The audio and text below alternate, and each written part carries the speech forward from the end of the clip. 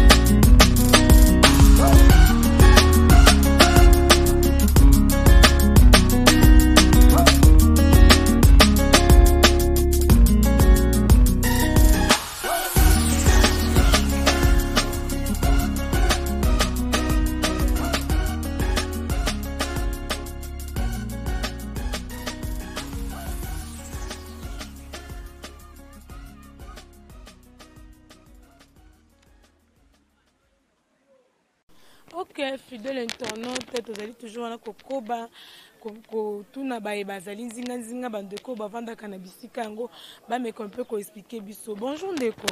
Bonjour maman. Papa, tozali lelo na quartier Kalamu. Bino babutin ya Kalamu bana yolo e Kalamu bozo difficulté penza nini o bozali nango na kati ya quartier Kimbangu awa.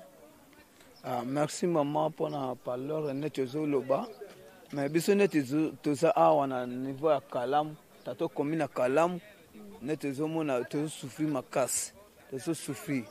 Mais alors net zomona biso net beaucoup ti ba fulu ba nini ba njinji ezo djembela biso.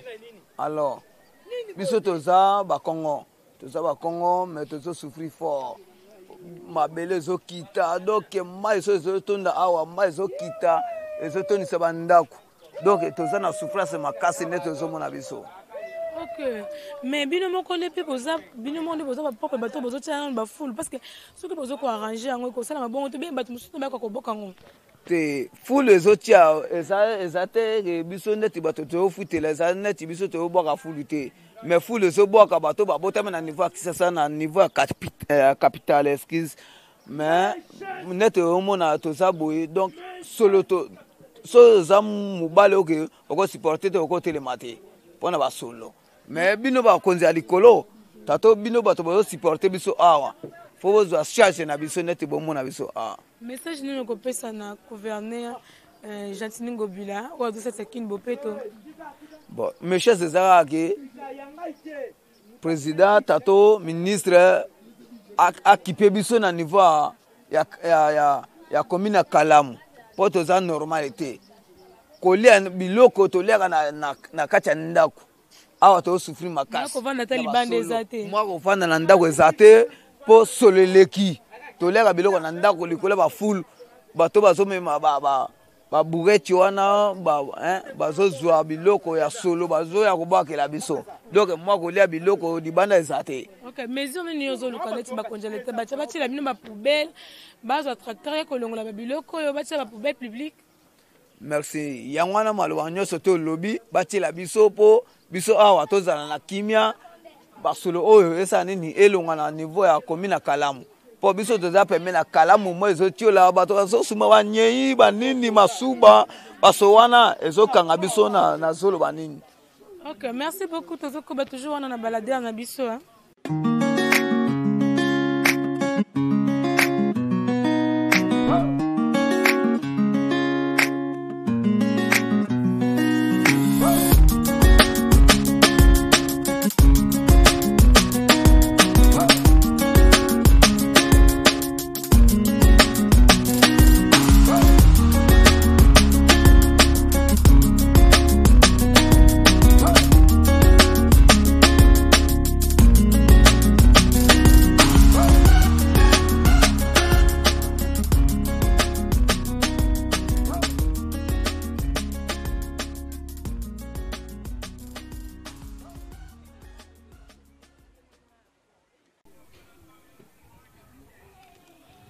Ok, tozoko ba toujours wana na balada na biso, tozoto na bande nyonso ba Holanda biso. Kaka, bonjour. Bande na ngai, ba mama na ngai, bato bazolanda bino ba konzi alete esu bitu bazali bana ya mboka. Balingi ba yeba lelo tozali na commune Makala, précisément na commune quartier Kimbangu. Mama, difficulté nini oyo bino bosalaka nango na kati ya commune Kimbangu surtout tokoti boye tomoni mwa ba mai na lupango do bozoko kovanda te bozo kima. Difficulté eza nini difficulté la ya mai. Aso ekala mwa vimbi kuna ya obedi solution nyoso koto. Après ça poisa ovandela ezalaka te. Toldi na makasi. OK. Mama, difficulté yango eza penza nini? Kaso imbula ebeti tozindi. Tozomona pe ba fulu. Est-ce que ba fulu yango bino moko mutu boboka kango ya nde yango lesalaka ke? Soki foide fulo basolo amabe bazobwaka fulo na nzela ndenge ya kopema ezate. Toza place ya salité penza. Alors, fulu yango kasi yango tolingi toyeba. Bino moko peuple population de botsaka yango bien et utaka musika bien mibotaka yango moko. Claudine ya kana nkolo. Konja leta, oso komisa na ba konja leta basala nini maison? babongisela biso te babongisela biso tozala kimia. Ça va. Ok, tozokoba toujours on a baladeur na biso bo comprendre ma maman bazoki ma caméra bazoko loba te toza toujours on a kana baladeur na biso.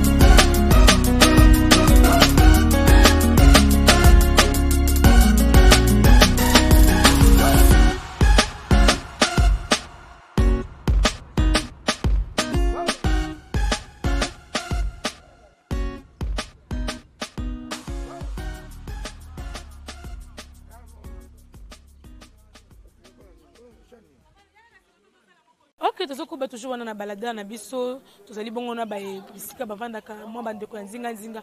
Bonjour papa. Bonjour maman. Papa, toye awa na komina Kalamu précisément na Kimbangu, oyo wapi tozomona bato bazovanda même pas libanda. Bazokima balobi solo afule leki en plus soki mbule beti botaka na bisika wala la te bato batelema toujours debout. Difficulté ngo penza eza nini? Difficulté eza ngo ebele. Mais ba nomara mutu, ba nomo mokonzi. Ba nomo molodi bourgmestre, ba nommé bourgmestre ya Kalamu. Eteke ba nomo mokonzi. Kalamu ya comme les quartiers. Ese bourgmestre est moi et bien.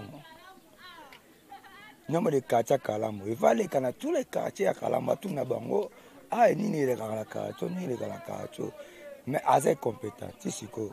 Il y a pas nani kana nda kuna bigo na nda kuna. Voyana na quartier bona yolo ni les kana yolo. Na Kimbangu ni les kana yolo ya comme les yolo. Comme les Kimbangu comme les kauka. Comme les matonge. Yo voler carré ça, voler kana tous les quartiers ba tenir les quartiers ba expliquer ba yo yakate. Ata mutakufia ye bato kufa o mutakufa kina mai ba che wana. Yo mona nite. Bon, ato yepete. C'est mon to vivre à ça papa. Donc avec ba ça prendre compétent na mamonia so. E ba no makie fa ça c'est pas maman ba quartier nyonso.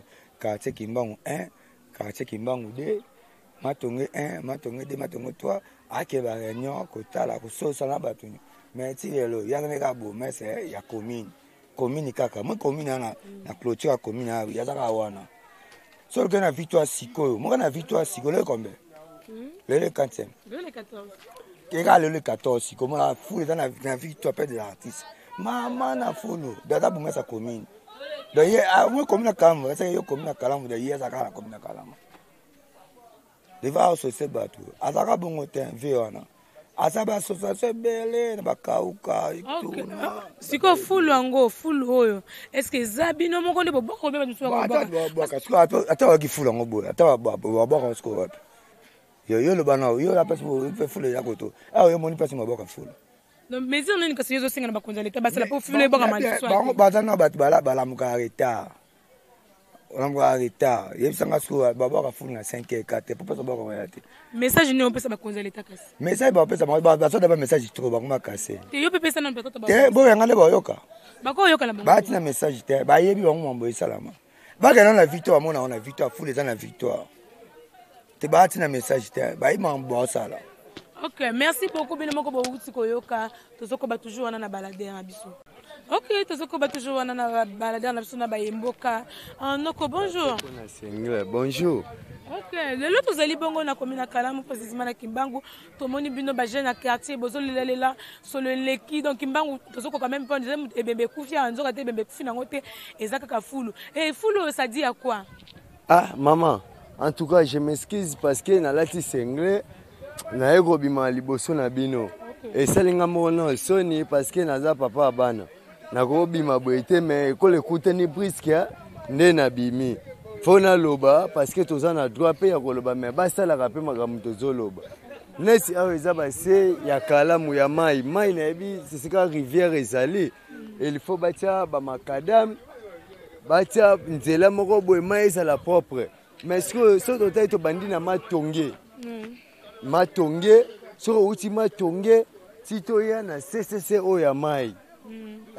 Tomona kakuna ezalaka ba makadami deja. Ezalaka makadami tito koma na babongo na Prince Victoire. Makadami suki wana me koto ane ba kanaliza mai en tout cas na propre. Mais ko banda Victoire tito kota matonge 1 tito koma na pont ya bongolo. Donc pasi makadami ezate to koma na fulu donc muto ko uta na fulu ne lokola kuna benga likolo na lola awa nde na se pa satana ba fulu tu ba wo bo kana se a meto yebi mituke lokota ba fulu mais awa mole koma ba fulu lupango mutu tu ko ya ko bwaka awa bon na yebi te e pesa kabiso pasi mai awa tokota na kota mai pardon na kati ote mama tokota kote ya mai awa tracteur uti ko kota après sunga biso tracteur a koti et puis tracteur abandai ko kota na mai a partir a kuna akomi awa wa lokola mwa bakuluna ya Kimbangu na yolo ebunda maki tracteur akomi ko kota mopanzi ya yolo biso tu auto yaki na pose ya mabele mais tracteur akoti na mai akomi ko zo mabele nyoso asobo na ngambo ya yolo soko te na ngambo kuna eza likolo tala esika biso to telemi toza na se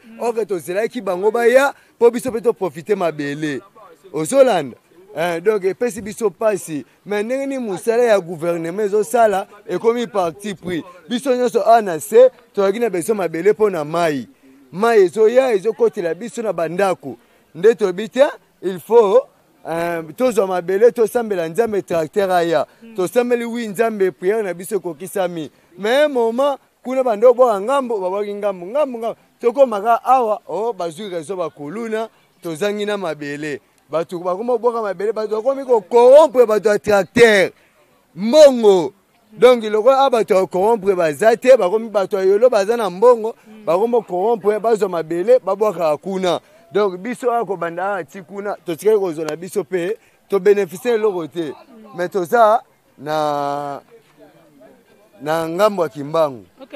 Message nini kasa zokomisa na bakonza leta surtout gouverneur na biso Gentil bila kuna kingo. En tout cas, message o nazokomisa. Message o nazokomisa.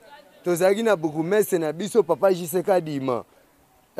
Tozaki na bourgmestre na biso papa Jiseka Dima, mais na minute ba changer biso bourgmestre na rolo bandenge nini. Mu bourgmestre batia. Bon, na yebite balobaka za mwana Kalamu. Bon, na yebite soka za mwana Kalamu to mwana Kalamu te po banda kota na poste yango en tout cas ngana tikala pe ko mona na ngai te ne na no mona ve na ngai Jiseka Dima malgré tout vie azana yana makamu na ye mais makamu itali quartier papa lebe en tout cas bazolandela bapango tozana ngo ezala ka pona bango soki papa lebe te mais tozanga ataninga okacha en tout cas Je vous remercie beaucoup. Merci Nabino Nyonso bouti kolanda émission boyoki ndenge population aleli na micro ya Tindika TV ba difficulté ba surtout ba habitant ya Kimbangu ya commune Kalamu bazomona poubelle makambo belebele boyoki bana mboka ndenge baleli. Alors nasengi Nabino chers fidèles internautes bo s'abonner massivement et puis bo partager émission oyo komeli bango te bana ko komela bango, y a rien à commenter, y a rien à ajouter, tokutani bongo mbala esimanga Nabino bizubayo.